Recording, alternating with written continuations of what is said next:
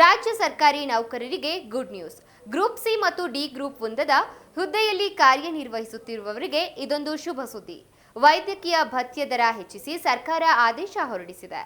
ಹಿಂದೆ ವೈದ್ಯಕೀಯ ಭತ್ಯೆ 200 ರೂಪಾಯಿ ಇತ್ತು. ಈಗ ಎಷ್ಟಕ್ಕೆ ಹೆಚ್ಚಳ ಮಾಡಿದೆ ಅಂತ ನೋಡ್ಕೊಂಡು ಬನ್ನಿ. ಸರ್ಕಾರಿ ನೌಕರರಿಗೆ ರಾಜ್ಯ ಸರ್ಕಾರ ಸಿಹಿ ಸುದ್ದಿ ನೀಡಿದೆ. ವೈದ್ಯಕೀಯ ಭತ್ಯೆಯ ದರಗಳನ್ನ ಮಾಸಿಕ 200 ರೂಪಾಯಿಗಳಿಂದ 500 ರೂಪಾಯಿಗಳಿಗೆ ಹೆಚ್ಚಿಸಿ ಆದೇಶ ಹೊರಡಿಸಿದೆ. ಗ್ರೂಪ್ ಸಿ ಮತ್ತು ಗ್ರೂಪ್ ಡಿ ವೃಂದದ ಹುದ್ದೆಗಳಲ್ಲಿ ಕಾರ್ಯನಿರ್ವಹಿಸುತ್ತಿರುವ ರಾಜ್ಯ ಸರ್ಕಾರಿ ನೌಕರರಿಗೆ ಲಭ್ಯವಿರುವ ವೈದ್ಯಕೀಯ ಭತ್ಯೆಯ ದರಗಳನ್ನ ಮಾಸಿಕ 200 ರೂಗಳಿಂದ 500 ರೂಗಳಿಗೆ ಏರಿಕೆ ಮಾಡಲಾಗಿದೆ. ರಾಜ್ಯ ಸರ್ಕಾರಿ ನೌಕರರಿಗೆ ಸರ್ಕಾರದಿಂದ ಸಿಹಿ ಸುದ್ದಿ. ವೈದ್ಯಕೀಯ ಭತ್ಯೆ ದರ ಹೆಚ್ಚಿಸಿ ಸರ್ಕಾರ ಆದೇಶ. ಸರ್ಕಾರಿ ಆದೇಶದಲ್ಲಿ ನಗದು ರಹಿತ ಕರ್ನಾಟಕ ಆರೋಗ್ಯ ಸಂಜೀವಿನಿ ಯೋಜನೆಯನ್ನ ಅನುಷ್ಠಾನಗೊಳಿಸಲು ಆದೇಶ ಹೊರಡಿಸಲಾಗಿದೆ. ಜುಲೈ 22ರ ಸರ್ಕಾರಿ ಆದೇಶದಲ್ಲಿ ವೇತನ ಶ್ರೇಣಿಗಳ ಮತ್ತು ವೇತನಕ್ಕೆ ಹೊಂದಿಕೊಂಡಿರುವ ನಿರ್ದಿಷ್ಟ ಭತ್ಯೆಗಳ ಪರಿಷ್ಕರಣೆ ಮತ್ತು ಪಿಂಚಣಿ ಪರಿಷ್ಕರಣೆ ಕುರಿತಂತೆ 7ನೇ ರಾಜ್ಯ ವೇತನ ಆಯೋಗದ ಶಿಫಾರಸುಗಳನ್ನು ಅನುಷ್ಠಾನಗೊಳಿಸಿ ಆದೇಶ ಹೊರಡಿಸಲಾಗಿದೆ. ಆಗಸ್ಟ್ 23ರ ಸರ್ಕಾರಿ ಆದೇಶದಲ್ಲಿ ಪರಿಷ್ಕೃತ ವೇತನ ಶ್ರೇಣಿಯನ್ನ ಅನುಷ್ಠಾನಗೊಳಿಸಿ ವಿಸ್ತೃತವಾದ ಆದೇಶಿಸಲಾಗಿದೆ. ಗ್ರೂಪ್ ಸಿ ಮತ್ತು ಗ್ರೂಪ್ ಡಿ ವೃಂದದ ರಾಜ್ಯ ಸರ್ಕಾರಿ ನೌಕರರಿಗೆ ಲಭ್ಯವಿರುವ ವೈದ್ಯಕೀಯ ಭತ್ಯೆ ದರಗಳ ಪರಿಷ್ಕರಣೆ ಕುರಿತಂತೆ 7ನೇ ರಾಜ್ಯ ವೇತನ ಆಯೋಗದ ಶಿಫಾರಸುಗಳನ್ನು ಸರ್ಕಾರ ಅಂಗೀಕರಿಸಿದೆ. ಅದರಂತೆ ಸರ್ಕಾರ ದರ ಪರಿಷ್ಕರಿಸಿ ಆದೇಶವನ್ನ ಹೊರಡಿಸಿದೆ. ಏನಿದು ಕರ್ನಾಟಕ ಆರೋಗ್ಯ ಸಂಜೀವಿನಿ ಯೋಜನೆ? ರಾಜ್ಯ ಸರ್ಕಾರಿ ನೌಕರರಿಗೆ ಹಾಗೂ ಅವರ ಅವಲಂಬಿತ ಕುಟುಂಬದ ಸದಸ್ಯರಿಗೆ ನೋಂದಾಯಿತ ಆರೋಗ್ಯ ಸೇವಾ ಕೇಂದ್ರಗಳಲ್ಲಿ ನಗದು ರಹಿತ ಆರೋಗ್ಯ ಸೇವೆಗಳನ್ನು ಒದಗಿಸುವ ಯೋಜನೆಯಾಗಿದೆ. ಈ ಯೋಜನೆಯನ್ನ ಸಿಬ್ಬಂದಿ ಮತ್ತು ಆಡಳಿತ ಸುಧಾರಣಾ ಇಲಾಖೆ, ಆರೋಗ್ಯ ಮತ್ತು ಕುಟುಂಬ ಕಲ್ಯಾಣ ಇಲಾಖೆ ಹಾಗೂ ಆರ್ಥಿಕ ಇಲಾಖೆಗಳ ಸಹಕಾರದೊಂದಿಗೆ ಕರ್ನಾಟಕ ಆರೋಗ್ಯ ಸಂಜೀವಿನಿ ಕೋಶ, ಸುವರ್ಣ ಆರೋಗ್ಯ ಸುರಕ್ಷಾ ಟ್ರಸ್ಟ್ನ ಮೂಲಕ ಅನುಷ್ಠಾನಗೊಳಿಸಲಾಗಿದೆ.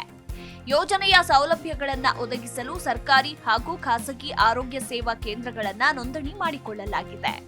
ಎಲ್ಲಾ ನೋಂದಾಯಿತ ಸರ್ಕಾರಿ ಹಾಗೂ ಖಾಸಗಿ ಆರೋಗ್ಯ ಸೇವಾ ಕೇಂದ್ರಗಳಲ್ಲಿ ಯೋಜನೆಯ ಎಲ್ಲಾ ಸೇವೆಗಳು ನಗದು ರಹಿತವಾಗಿ ಲಭ್ಯವಿರುತ್ತದೆ. ಯೋಜನೆ ಅಡಿಯಲ್ಲಿ ಆಧುನಿಕ ಹಾಗೂ ಆಯುಷ್ ವೈದ್ಯಕೀಯ ಪದ್ಧತಿಗಳನ್ನು ಅಳವಡಿಸಿಕೊಳ್ಳಲಾಗಿದೆ ಹಾಗೂ ಯೋಜನೆಯಲ್ಲಿ ಮಾರಣಾಂತಿಕ ಕಾಯಿಲೆಗೆ ಉಪಶಾಮಕ ಆರೈಕೆಯನ್ನು ಸಹ ಒದಗಿಸಲಾಗುತ್ತಿದೆ.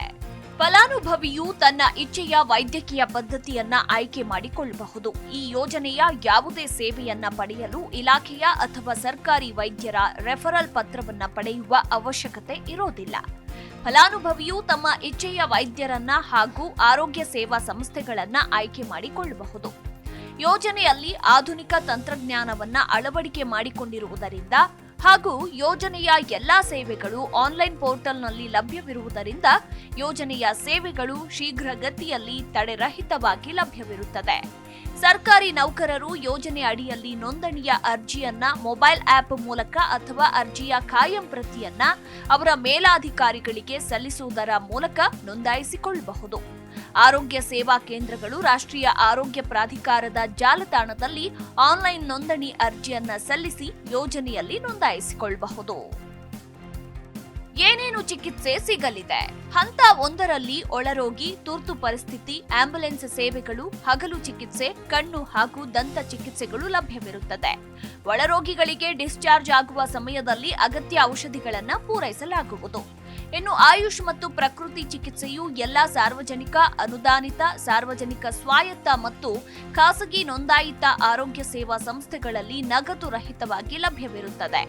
ಹಗಲು ಒದಗಿಸುವ ಚಿಕಿತ್ಸೆಗಳಲ್ಲಿ ಹಿಮೋಡಯಾಲಿಸಿಸ್, ಸಣ್ಣ ವೈದ್ಯಕೀಯ ವಿಧಾನಗಳು, ಬಯಾಪ್ಸಿ, ಡಿ&ಸಿ, ಟಾನ್ಸಿಲೆಕ್ಟಮಿ, ಬೆನ್ನು ಮೂಳೆಯ ಚುಚ್ಚುಮದ್ದು ಮುಂತಾದ ಸಣ್ಣ ಶಸ್ತ್ರಚಿಕಿತ್ಸೆಗಳು, ಕಣ್ಣಿನ ಪೊರೆ ಶಸ್ತ್ರಚಿಕಿತ್ಸೆ ಲಭ್ಯವಿರುತ್ತದೆ. Bureau report, Zee Kannada news.